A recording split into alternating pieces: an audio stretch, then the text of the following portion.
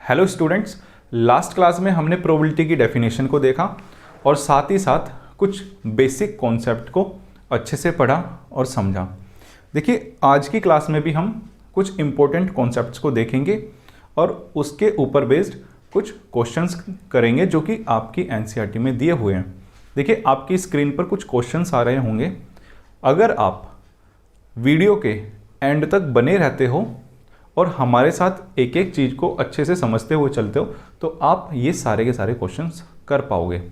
तो आइए बच्चों, बढ़ते हैं आज की क्लास की तरफ। देखिए बच्चों, सबसे पहले हम बात करते हैं इक्वली लाइकली आउटकम्स की, कि इक्वली लाइकली आउटकम्स क्या होते हैं। देखिए, अगर मैं डेफिनेशन की बात करूं तो डेफिनेशन इसकी सिंपली होगी इन एन एक्सपेरिमेंट, यानी कि किसी एक्सपेरिमेंट में if each outcome has the same chance of occurring.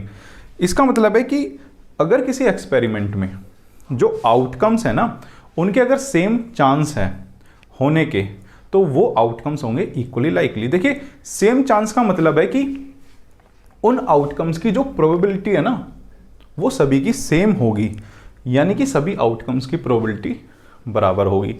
तो देखिए, मैं आपको ना ये चीज़ कुछ एग्जाम्पल्स की हेल्प से समझाता हूँ।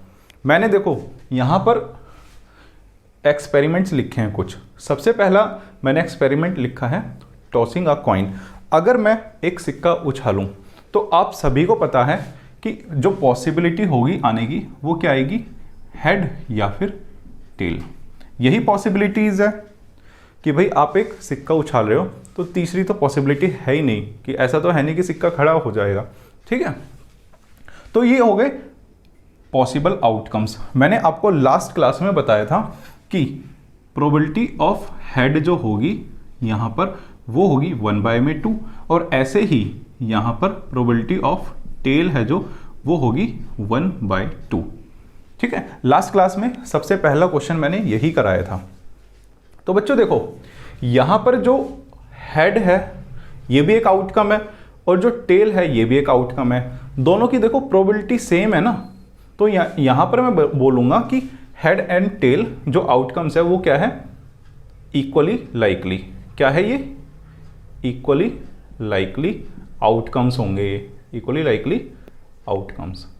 तो मेरे हिसाब से आपको डेफिनेशन कुछ क्लियर होगी ये एग्जाम्पल की हेल्प से। अब एक काम करते हैं, एक एग्जाम्पल और कंसिडर करते हैं। देखिए, नेक्स्ट जो हम एग्जाम्पल कंसिडर कर रहे हैं वो कर रहे हैं रोलिंग आर डाई। अगर आप एक डाई को रोल करते हो तो आपको पता होगा कि जो पॉसिबल आउटकम्स हैं वो क्या हो सकते हैं। या तो 1 आ सकता है, 2 आ सकता है, 3 आ सकता है, 4 आ सकता है, 5 आ सकता है या फिर 6 आ सकता है। तो अब हम देखेंगे कि ये जितने भी आउटकम्स है, आउटकम्स मतलब 1 2 3 4 5 6, क्या ये इक्वली लाइकली होंगे, यानी कि क्या इनकी प्रोबेबिलिटी सभी के आने की सेम होगी या नहीं होगी। तो हम कैलकुलेट करके देख लेते हैं। देखो, यहां पर जो total number of possible outcomes कितने हैं, लिख देते हैं यहां पर total number of possible outcomes वो होंगे बेटा 6। ठीक है, अब हम चेक करेंगे क्या सारे के सारे आउटकम्स इक्वली लाइकली है या नहीं। देखिए, सबसे पहले हम बात करते हैं गेटिंग 1, प्रोबेबिलिटी ऑफ गेटिंग 1। ये क्या होगी, ये होगी बच्चों number of favourable outcomes divided by total number of possible outcomes. Favourable outcomes का मतलब कि जब आप डाई रोल करोगे तो 1 कितनी बार आ सकता है, कितनी बार आ सकता है। देखिए, एक बार अगर आप डाई को रोल करोगे तो एक है जो एक ही बार आ सकता है। एक बार रोल करने पर 2 या 3 बार तो एक आ ही नहीं सकता। तो नंबर ऑफ फेवरेबल आउटकम्स हो गए 1 और total number of possible outcomes मैंने बताया आपको 6। ऐसे ही आप एक काम करो, प्रोबेबिलिटी निकालो गेटिंग 2, तो ये क्या होगा, इसी तरीके से 1/6। ऐसे ही अगर आप प्रोबेबिलिटी ऑफ गेटिंग 3 निकालोगे तो वो भी होगा 1/6। प्रोबेबिलिटी ऑफ गेटिंग 4 निकालोगे तो वो भी होगा 1/6। ऐसे ही आप अगर प्रोबेबिलिटी ऑफ गेटिंग 5 निकालोगे तो वो भी होगा 1/6, और ऐसे ही अगर आप प्रोबेबिलिटी ऑफ गेटिंग 6 निकालोगे तो वो भी होगा 1/6। देखिए, अब यहाँ पर मेरे जो आउटकम्स थे वो क्या क्या थे, 1 2 3 4 5 एंड 6 ये थे। अब देखो यहाँ पर probability of getting 1, getting 2, getting 3, getting 4, getting 5 and getting 6, सबकी प्रोबेबिलिटी क्या है, 1/6 1/6 1/6 1/6 एंड 1/6। तो यहाँ पर जो आउटकम्स है 1 2 3 4 5 6 ये क्या होंगे बच्चों, इक्वली लाइकली। क्या होंगे, इक्वली लाइकली आउटकम्स। तो मेरे हिसाब से आपको कुछ और डेफिनेशन समझ में आई होगी। देखो एक एग्जांपल और कंसिडर करते हैं। मान लो एक बॉक्स है, ठीक है, ये मेरे पास एक बॉक्स है, इसमें 1 2 3 4 4 मान लो ग्रीन बॉल्स है और 1 2 3 4 क्या है, ब्लू बॉल्स है। तो टोटल नंबर ऑफ बॉल्स कितनी हो गई, टोटल नंबर ऑफ बॉल्स कितनी हो गई, 4 + 4 कितनी हो गई, 8।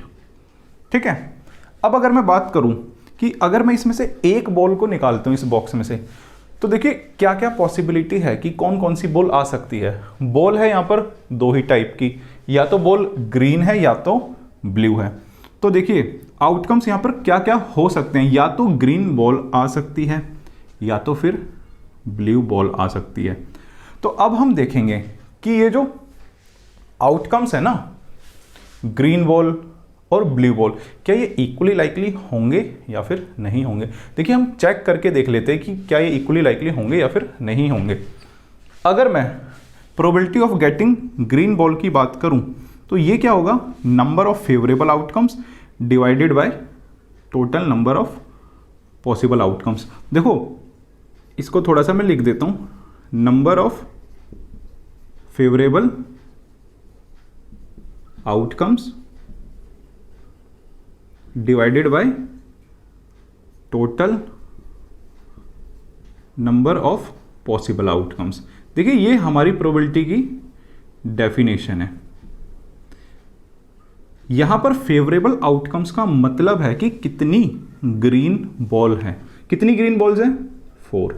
और total number of possible outcomes का मतलब कि कितनी मेरे पास टोटल बॉल्स है, कितनी टोटल बॉल है, 8।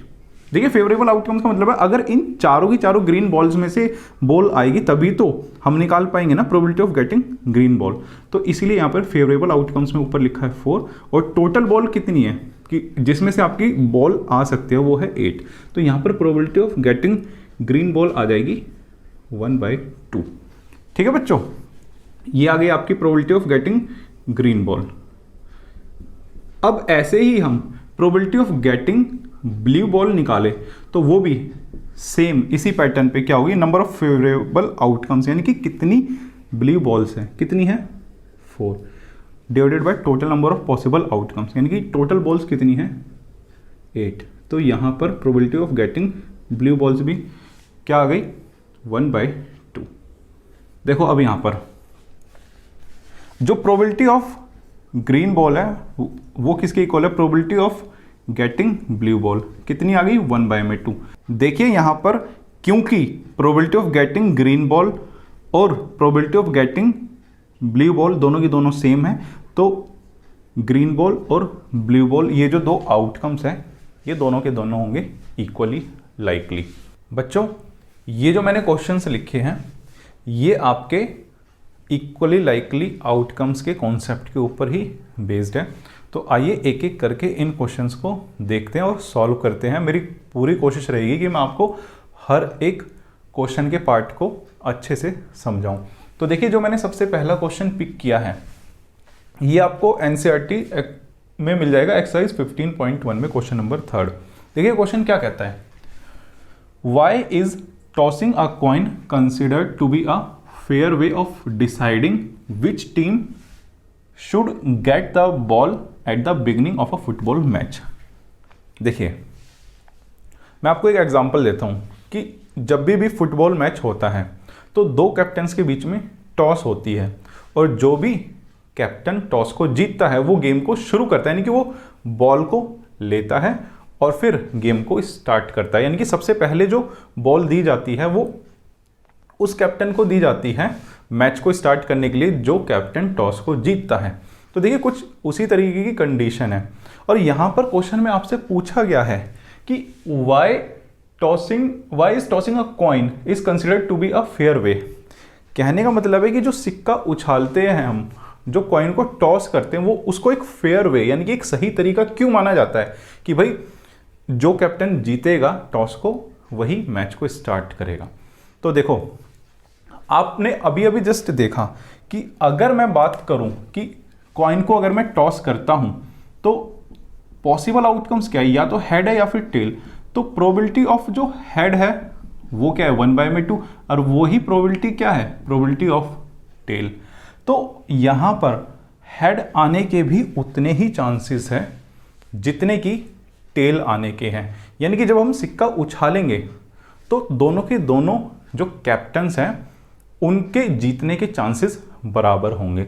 तो यहां पर जो आंसर होगा ना वो होगा कि जो आउटकम्स है वो क्या होंगे इक्वली लाइकली। इसीलिए सिक्के को उछालना एक सही तरीका माना जाता है इस चीज को डिसाइड करने के लिए कि कौन सी टीम मैच को स्टार्ट करेगी। तो आपको आंसर में लिखना है outcomes are equally likely and result is completely unpredictable. यानी कि हम रिजल्ट को पहले से नहीं बता सकते कि भाई हेड आएगा या फिर टेल। इसीलिए टॉसिंग अ कॉइन क्या है एक फेयर तरीका है। तो आई होप आपको ये क्वेश्चन अच्छे से समझ में आया होगा। अब बच्चों बढ़ते हैं नेक्स्ट क्वेश्चन की तरफ जो कि आपको एनसीईआरटी में ही एक्सरसाइज 15.1 में क्वेश्चन नंबर 2 दिया गया है। देखो क्या कहता है ये question, which of the following experiments. देखो आपको एक एक वर्ड को अच्छी तरह से पढ़ते हुए और समझते हुए चलना है। क्वेश्चन में बोला है कि जो फॉलोइंग एक्सपेरिमेंट्स है यानी कि जितनी भी 1 से लेके 4 तक स्टेटमेंट्स है ये सारी की सारी क्या है एक्सपेरिमेंट्स। आपको बताना है कि इनमें से जो कौन से एक्सपेरिमेंट्स है ना उनके इक्वली लाइकली आउटकम्स है और आपको एक्सप्लेन भी करना है। देखो सबसे पहले अगर मैं एक्सपेरिमेंट की बात करूं क्या कहते हैं ये statement, a driver attempts to start a car. एक ड्राइवर है कोशिश करता है गाड़ी को स्टार्ट करने की। द कार स्टार्ट्स और does not start. Car start होगी या फिर नहीं होगी, यही दो आउटकम्स होंगे ना। तो आपको ये बताना है कि कार स्टार्ट होगी या फिर नहीं होगी, क्या ये दोनों के दोनों आउटकम्स इक्वली लाइकली है या फिर नहीं, क्या इनके सेम चांस है। देखिए बच्चों कार स्टार्ट होगी या फिर नहीं होगी ये टोटली डिपेंड करता है कंडीशंस के ऊपर कि कार किस तरह की है। कार बहुत पुरानी है या फिर कार का ट्रैक रिकॉर्ड रहा है कि वो जल्दी से स्टार्ट ही नहीं होती, या फिर गाड़ी में फ्यूल है या फिर नहीं है। इसके उल्टा अगर मैं बात करूं गाड़ी बिल्कुल ही नहीं है जो अभी तक कभी बंद ही नहीं हुई, तो चांसेस क्या होंगे ज़्यादा होंगे कि ड्राइवर उसको स्टार्ट करे और गाड़ी स्टार्ट हो जाए। तो ये पूरा का पूरा क्या है कि गाड़ी के ऊपर डिपेंड करता है कि गाड़ी किस तरीके की है। तो गाड़ी का स्टार्ट होना या फिर ना होना यही दो आउटकम्स होंगे ना, तो ये यहाँ पर इक्वली लाइकली नहीं होंगे। तो आप आंसर में लिख सकते हो नो, इक्वली लाइकली नहीं होंगे। अब देखो सेकंड स्टेटमेंट की मैं बात करता हूं। A player attempts to shoot a basketball, he और शी शूट्स और मिसेस द शूट। देखो बच्चों एक प्लेयर है वो क्या करता है बास्केट की तरफ बॉल को फेंकता है, ठीक है, यानी कि दूर से ही बास्केट में बॉल को ड्रॉप करता है। तो क्या चांसेस है कि वो बास्केट में बॉल को डाल दे या फिर मिस कर दे, यही तो लिखा है ना। देखिए यहां पर भी बॉल बास्केट में जाएगी या फिर नहीं जाएगी ये सिर्फ इस बात के ऊपर डिपेंड करता है कि प्लेयर किस तरीके का। अगर प्लेयर एक्सपीरियंस्ड है, उसको अच्छा खासा एक्सपीरियंस है, उसका ट्रैक रिकॉर्ड अच्छा रहा है बास्केट में बॉल को डालने का, तो चांसेस क्या होंगे, हाई होंगे, चांसेस ज़्यादा होंगे कि भाई वो बास्केट में बॉल को डाल दे। अब इसके उल्टा मैं बात करूं कि कोई नया खिलाड़ी है जिसको एक्सपीरियंस नहीं है और वो बास्केट में बॉल को डालता है, तो चांसेस क्या होंगे, कम हो जाएंगे ना। तो देखो चांसेस बराबर नहीं है, ये किस चीज़ के ऊपर डिपेंड करता है कि प्लेयर किस तरीके का, चांसेस ऊपर नीचे हो रहे हैं ना। तो यहां पर भी जो आउटकम्स है यानी कि शूट्स और मिसेस द शूट, ये क्या होंगे, नॉट इक्वली लाइकली। तो यहां पर लिख देते हैं नो। तो ये भी आउटकम्स क्या होंगे, नॉट इक्वली लाइकली। तो इसका आंसर भी होगा नो। बच्चों अब हम स्टेटमेंट नंबर 3 की तरफ बढ़ते हैं। देखिए क्या कहते हैं statement number 3। A trial is made to answer a true false question, the answer is right और रॉन्ग। कहने का मतलब है कि बच्चों को एक क्वेश्चन दिया गया जिसका कि आंसर उन्हें या तो ट्रू में देना था या फिर फॉल्स में देना था। तो यहाँ पर आपको बताना है कि जो उन्होंने आंसर दिया है, ठीक है, देखो 2 ही पॉसिबिलिटीज़ है, जो उन्होंने आंसर दिया है या तो वो सही हो सकता है या फिर गलत हो सकता है। तो आपको बताना है कि ये दो जो आउटकम्स है दोनों के दोनों राइट होना या फिर रॉन्ग होना आंसर का, वो क्या इक्वली लाइकली होंगे या फिर नहीं होंगे। देखो बच्चों, अगर किसी को भी ट्रू फॉल्स में आंसर करना है तो पॉसिबिलिटी 2 ही है, या तो वो ट्रू लिखेगा या फिर फॉल्स लिखेगा।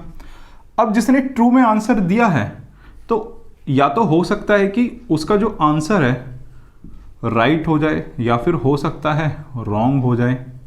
ऐसे ही अगर किसी ने फॉल्स में आंसर दिया है, हो सकता है उसका राइट हो जाए या फिर रॉन्ग हो जाए। इसके अलावा तो कोई और पॉसिबिलिटी है ही नहीं ना। अब हमें बताना है कि जो आउटकम है यानी कि जो आंसर है सही होगा या फिर गलत होगा, क्या वे इक्वली लाइकली होंगे या फिर नहीं। हम एक काम करते हैं, इनकी प्रोबेबिलिटी को चेक करके देख लेते हैं। अगर मैं राइट आंसर की बात करूं तो देखो कितनी बार राइट आ रहा है, 1 2। फेवरेबल आउटकम्स कितने हो गए, 2। Total number of possible outcomes कितने, 4। तो प्रोबेबिलिटी राइट आंसर की क्या होगी, 1/2।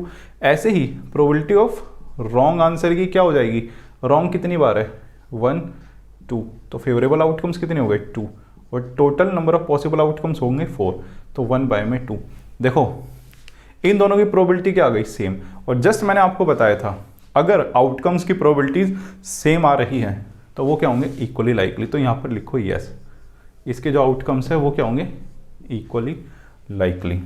तो मेरे हिसाब से आपको ये स्टेटमेंट अच्छे से समझ में आई होगी। अब फाइनली बात करते हैं स्टेटमेंट नंबर 4 की। देखिए क्या कहता है इसमें, a baby is born, it is a boy और अ गर्ल। देखो एक बेबी बॉर्न हुआ है तो बॉय होने के या फिर गर्ल होने के जो आउटकम्स हैं वो क्या इक्वली लाइकली है या फिर नहीं। देखो बच्चों हमेशा ध्यान रखना, चाहे बॉय हो चाहे गर्ल हो, आप पहले से प्रिडिक्ट नहीं कर सकते, और जितने चांसेस बॉय होने के होते हैं उतने ही चांसेस गर्ल होने के होते हैं। तीसरा आपको चांस कोई माइंड में लेकर भी नहीं आना। तो दोनों के दोनों क्या होंगे, इक्वली लाइकली, क्योंकि जितने चांसेस गर्ल होने के होते हैं उतने ही बॉय होने के भी होते हैं। तो यहां पर लिखो यस। जो आउटकम्स है यानी कि जो बेबी बॉर्न होगा या तो वो बॉय होगा या तो फिर गर्ल होगा, इसके अलावा तो कोई और चीज़ सोचनी ही नहीं है। तो जितने चांसेस बॉय होने के उतने ही गर्ल होने के। अगर आप इसको प्रोबेबिलिटी में भी कैलकुलेट करके देखना चाहो तो देख सकते हो कि रिजल्ट क्या है, यानी कि पॉसिबल आउटकम्स या तो गर्ल या फिर बॉय। तो प्रोबेबिलिटी ऑफ बॉय होने की क्या होगी, 1/2। ऐसे ही प्रोबेबिलिटी ऑफ गर्ल होने की क्या होगी, 1/2। देखो दोनों की प्रोबेबिलिटी सेम है ना। तो यहाँ पर जो आउटकम्स है यानी कि बॉय और गर्ल, ये क्या होंगे, इक्वली लाइकली। तो इक्वली लाइकली कॉन्सेप्ट में बस इतना ही था। अब हम कुछ और कॉन्सेप्ट्स और कुछ और डेफिनेशंस की तरफ बढ़ते हैं। बच्चों अब हम बात करेंगे कि जो प्रोबेबिलिटी है उसकी रेंज क्या होती है, यानी कि प्रोबेबिलिटी किन दो नंबर्स के बीच में लाई करती है, और साथ ही साथ हम देखेंगे कि श्योर इवेंट्स क्या होते हैं जिनको सर्टेन इवेंट्स भी बोला जाता है, और इम्पॉसिबल इवेंट्स क्या होते हैं। देखिए आगे बढ़ने से पहले हमें प्रोबेबिलिटी की डेफिनेशन पर एक बार फिर से आना होगा। जो प्रोबेबिलिटी की डेफिनेशन है देखिए वो क्या होती है, फॉर एन इवेंट ई, किसी भी जो इवेंट ई है उसकी प्रोबेबिलिटी निकालने के लिए जो फॉर्मूला होता है वो होता है number of favourable outcomes divided by total number of possible outcomes. मान लो मेरे पास एक जो एक्सपेरिमेंट है उसमें ना जो total number of possible outcomes को मैं ये सर्कल से डिनोट कर रहा हूं और ये मेरे पास कुछ आउटकम्स हैं, ठीक है। और मैं मान लेता हूं कि ये जो total number of possible outcomes है वो है n। तो देखो इस फॉर्मूले में जो मैं आपको चीजें बोल रहा हूं पुट कर दो।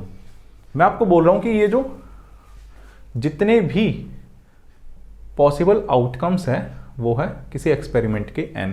अब देखो मैंने आपको जब डेफिनेशन कराई थी इवेंट की तो उसमें समझाया था कि जो इवेंट जो होता है वो क्या होता है, वो होता है आउटकम्स की कलेक्शन, ठीक है। यानी कि जो ये पॉसिबल आउटकम्स है इनकी जो कलेक्शन होती है, अगर मैं इन सभी को मेंबर्स कंसीडर करूं तो उसके कुछ मेंबर्स की कलेक्शन को इवेंट बोला जाता है। तो मैं देखो आपको इवेंट भी दिखा देता हूं। मान लो मैंने ना कुछ मेंबर्स ये कलेक्ट किए, ये इतने मेंबर्स मैंने कलेक्ट कर लिए, ठीक है। तो ये जो मेरा ब्लू वाला पार्ट है ना, ब्लू वाला सर्कल है, ये होगा मेरा यहां पर इवेंट।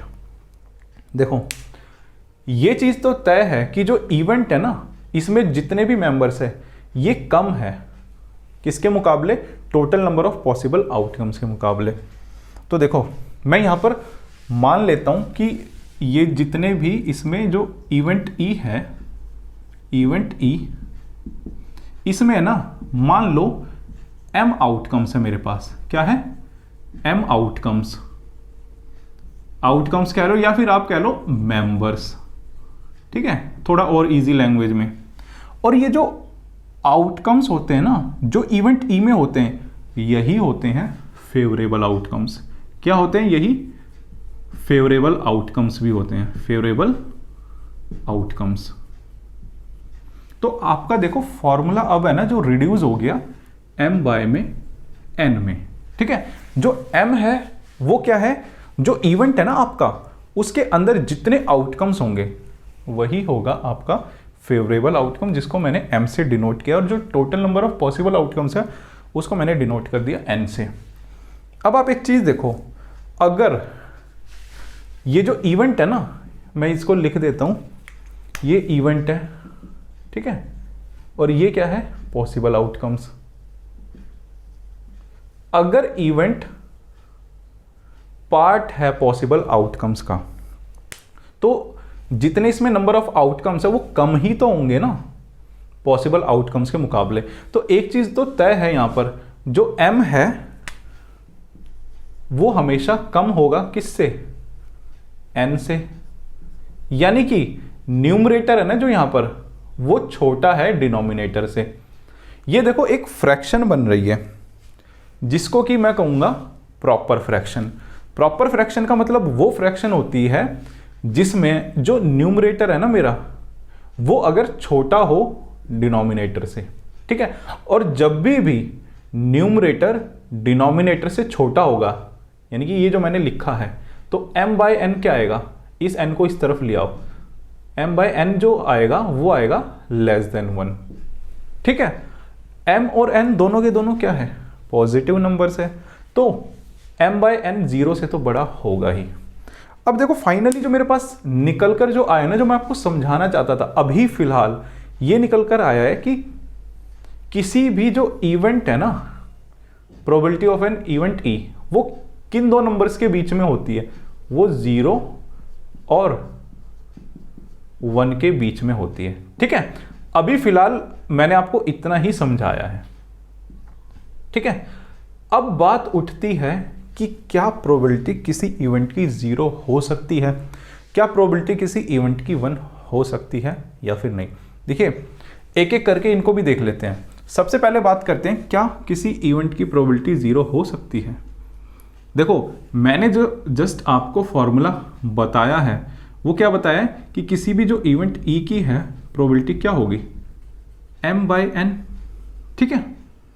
अब देखो ये 0 कब हो सकती है, जब न्यूमरेटर 0 हो, यानी कि m क्या हो, 0 हो, ठीक है। उसी केस में तो किसी इवेंट की प्रोबेबिलिटी 0 हो सकती है ना। अगर m 0 है तो बच्चों ध्यान से देखना कि अगर m 0 हो गया तो इसका मतलब क्या हो गया, नंबर ऑफ फेवरेबल आउटकम्स क्या हो गए, 0।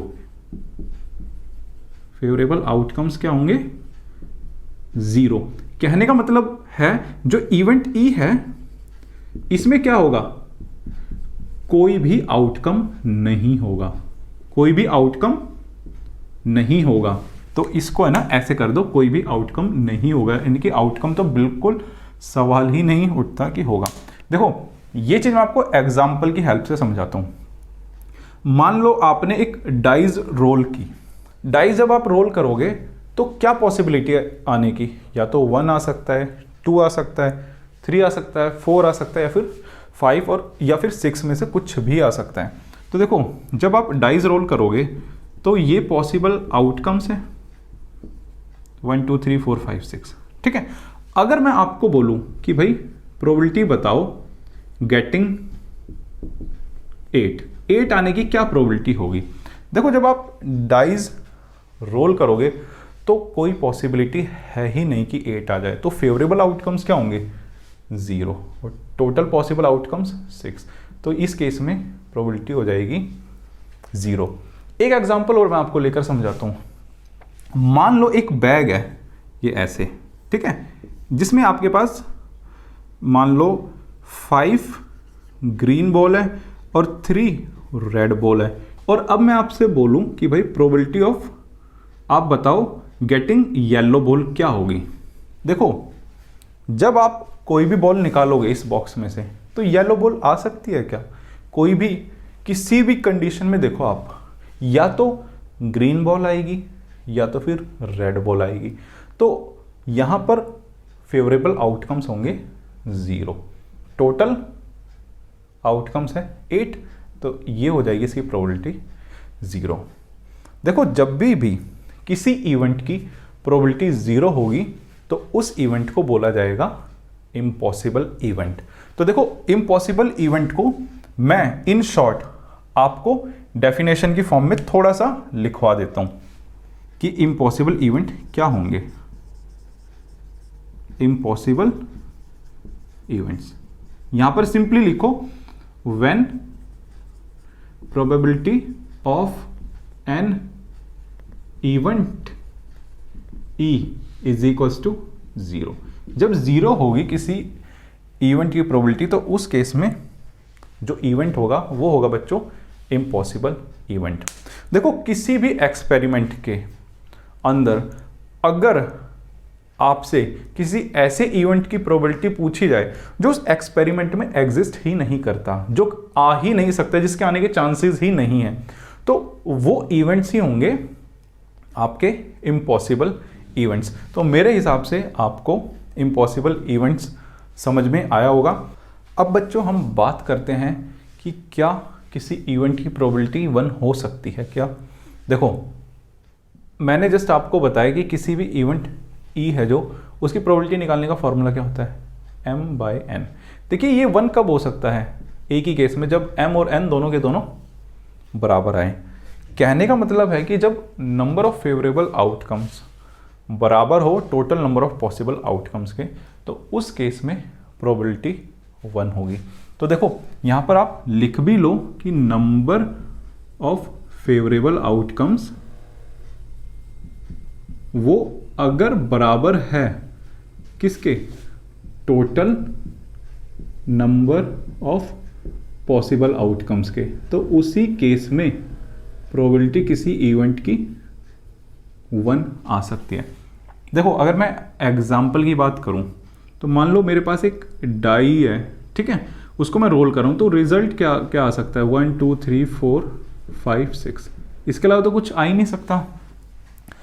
अब मैं अगर आपसे पूछूं कि भाई प्रोबेबिलिटी बताओ getting a number less than 7 से छोटे आने की क्या प्रोबेबिलिटी होगी। तो देखो चाहे कोई सा भी नंबर आ जाए 7 से तो वो छोटा ही होगा। तो फेवरेबल आउटकम्स क्या हो गए भाई, इसमें फेवरेबल आउटकम्स। 7 से छोटे तो ये सारे के सारे नंबर्स है ना, 1 2 3 4 5 6, ठीक है। तो नंबर ऑफ फेवरेबल आउटकम्स यहाँ पे कितने हो गए 6, और total number of possible outcomes भी 6 है, तो प्रोबेबिलिटी हो जाएगी 6/6 यानी कि 1। ऐसे ही अगर मैं बात करूं कि भाई अगर मेरे पास एक कॉइन है जिसके दोनों तरफ हेड है, और मैं आपसे पूछूं कि प्रोबेबिलिटी बताओ भाई हेड आने की क्या होगी। देखिए यहां पर एक ही आउटकम है, पॉसिबल आउटकम हेड ही आ सकता है, तो हेड आने की प्रोबेबिलिटी क्या होगी। देखो फेवरेबल आउटकम क्या होगा, खुद अगर मैं हेड की बात करूं तो एक ही होगा, और पॉसिबल आउटकम्स भी क्या है एक, तो यहां पर प्रोबेबिलिटी हो जाएगी 1। देखो जब भी किसी इवेंट की प्रोबेबिलिटी 1 है तो ऐसे इवेंट्स को श्योर या फिर सर्टेन इवेंट्स कहा जाता है। देखो मैं आपको और भी एग्जांपल्स कराऊंगा, तो मैं एक काम करता हूं यहां पर इन शॉर्ट छोटी सी डेफिनेशन लिख देता हूं ताकि आपको कोई कंफ्यूजन ना हो। इस तरह के इवेंट को क्या बोला जाता है, सर्टेन या फिर श्योर इवेंट, यानी कि जब when probability of an event is equals to 1, तो उस केस में श्योर या फिर सर्टेन इवेंट बोला जाता है इवेंट को।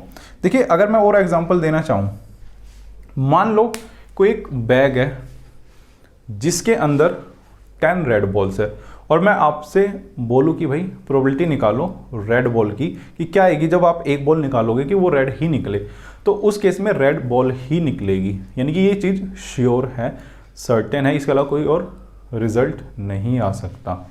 ऐसा तो है नहीं कि बैग में 10 रेड बॉल्स हैं तो आप बॉल पिक करो येलो या फिर ग्रीन आ जाएगी, जब उसमें है ही नहीं तो कैसे बॉल कोई और कलर की आएगी।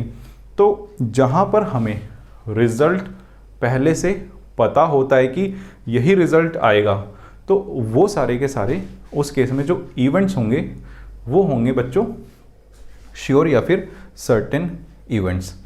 तो बच्चों आपको पता चल गया होगा कि किसी भी इवेंट की जो प्रोबेबिलिटी है वो 0 भी हो सकती है और 1 भी हो सकती है। तो देखो मैंने यहाँ पर आपको बताया था कि 0 और 1 के बीच में होगी। अब एक काम करते हैं, इन दोनों कंडीशंस को भी ऐड कर देते हैं कि 0 के इक्वल भी हो सकती है और 1 के इक्वल भी हो सकती है। तो मैं बोल सकता हूँ कि किसी भी इवेंट की जो प्रोबेबिलिटी है वो ग्रेटर देन इक्वल्स टू 0 और लेस देन इक्वल्स टू 1 होगी ही होगी, यानी कि 0 और 1 के बीच में ही रहेगी। इसके अलावा प्रोबेबिलिटी बाहर नहीं जाएगी, ना तो प्रोबेबिलिटी नेगेटिव होगी ना तो 1 से बड़ी होगी। तो आई होप आपको ये कॉन्सेप्ट अच्छे से समझ में आया होगा। अब एक काम करते हैं कि कुछ क्वेश्चंस करते हैं जो कि आपकी एनसीईआरटी में दिए हुए हैं बिल्कुल सेम कॉन्सेप्ट के ऊपर। तो आइए बच्चों बढ़ते हैं क्वेश्चंस की तरफ। देखो बच्चों मैंने यहाँ पर अभी जो आपको कॉन्सेप्ट पढ़ाया उसके ऊपर बेस्ड कुछ क्वेश्चंस लिखे हैं जो कि आपको एनसीईआरटी में दिए हुए हैं। जो सबसे पहला क्वेश्चन है वो आपको एक्सरसाइज 15.1 में क्वेश्चन नंबर 4 मिल जाएगा। देखिए क्वेश्चन क्या कहता है, which of the following can not be the probability of an event. देखो आपको यहाँ पर 4 पार्ट्स दिए हुए हैं और चारों के चारों पार्ट्स में आपको किसी इवेंट की प्रोबेबिलिटी दे रखी है और आपसे पूछा गया है कि क्या ये हकीकत में क्या एक्चुअली किसी इवेंट की प्रोबेबिलिटी हो सकते हैं या फिर नहीं। देखो मैंने जस्ट आपको बताया था कि किसी भी जो इवेंट की जो प्रोबेबिलिटी होती है ना, किसी भी इवेंट की जो प्रोबेबिलिटी होती है वो हमेशा ग्रेटर देन इक्वल्स टू 0 और लेस देन इक्वल्स टू 1 होती है। देखिए जो भी है आपके सामने है, आप देख लो कि ये जो इवेंट्स की जो आपको प्रोबेबिलिटी दी हुई है अगर ये 0 और 1 के बीच में है तो लिख दो हो सकती है, ठीक है, अदरवाइज लिख दो नहीं हो सकती। देखो सबसे पहले हम ए पार्ट की बात करते हैं। ये देखो 2/3 एक्चुअली है क्या, अगर आप इसको सॉल्व करोगे 0.6666 इस तरीके से आएगा, और इसको अगर मैं बार फॉर्म में लिखना चाहूँ तो 0.6 या फिर राउंड ऑफ करके लिखना चाहूँ तो 0.67।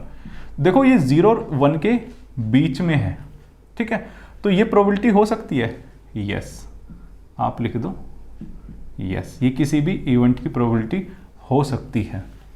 अब देखो, क्या प्रोबेबिलिटी किसी भी इवेंट की नेगेटिव हो सकती है?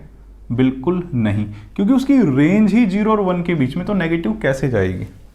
तो यहां पर लिखो बच्चों, आप यस को हाईलाइट कर देते हैं, नो, ये किसी भी इवेंट की प्रोबेबिलिटी नहीं हो सकती।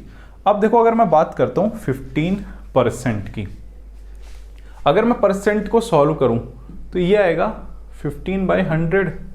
इसको अगर मैं आगे सॉल्व करूं 3/20, 3/20 देखो 1 से छोटा है, ठीक है, तो ये किसी इवेंट की प्रोबेबिलिटी हो सकती है, लिख दो यस, ठीक है। 0 से बड़ा है और 1 से छोटा है, ये देखो 0.7, ये भी 0 और 1 के बीच में है, ठीक है, तो ये भी हो सकती है। तो मेरे हिसाब से आपको इस क्वेश्चन के हर एक पार्ट का सॉल्यूशन अच्छे से समझ में आया होगा। बच्चों, अब हम फाइनली नेक्स्ट क्वेश्चन की तरफ बढ़ते हैं। ये क्वेश्चन आपको एनसीईआरटी में एक्सरसाइज 15.1 में मिल जाएगा, जो कि क्वेश्चन नंबर 1 है।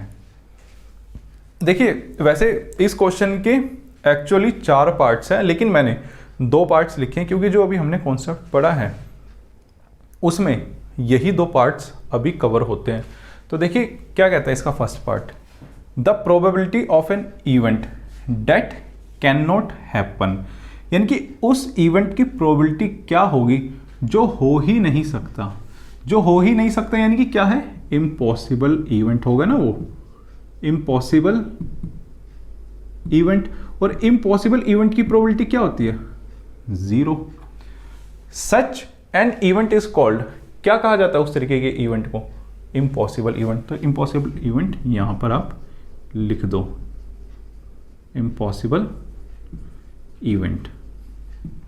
अब देखो नेक्स्ट पार्ट की तरफ बढ़ते हैं। The probability of an event is greater than और इक्वल टू, देखो किसी भी इवेंट की जो प्रोबेबिलिटी क्या होती है, किससे बड़ी या फिर इक्वल होती है, 0 से, 0 के, ठीक है, एंड लेस देन और इक्वल्स टू, यहां पे देखो 1। मैंने आपको अच्छी तरह से समझाने की कोशिश की है कि भाई प्रोबेबिलिटी किसी भी इवेंट की क्यों 0 और 1 के बीच में लाई करती है। आई होप आपको अच्छे से समझ में आया होगा। साथ ही साथ मैंने कोशिश की कि आपको इक्वली लाइकली आउटकम्स भी अच्छी तरह से समझ में आए। लेकिन अगर फिर भी आपका कोई डाउट है तो आप हमें कमेंट कर सकते हो, मेल कर सकते हो, आपकी सारी की सारी क्वेरीज का, आपके सारे क्वेश्चंस का आंसर दिया जाएगा। तो प्यारे बच्चों, आज की क्लास में सिर्फ इतना ही था। मिलेंगे नेक्स्ट क्लास में कुछ और नए कंटेंट और टॉपिक के साथ। बने रहिए हमारे साथ। नमस्कार, जय हिंद।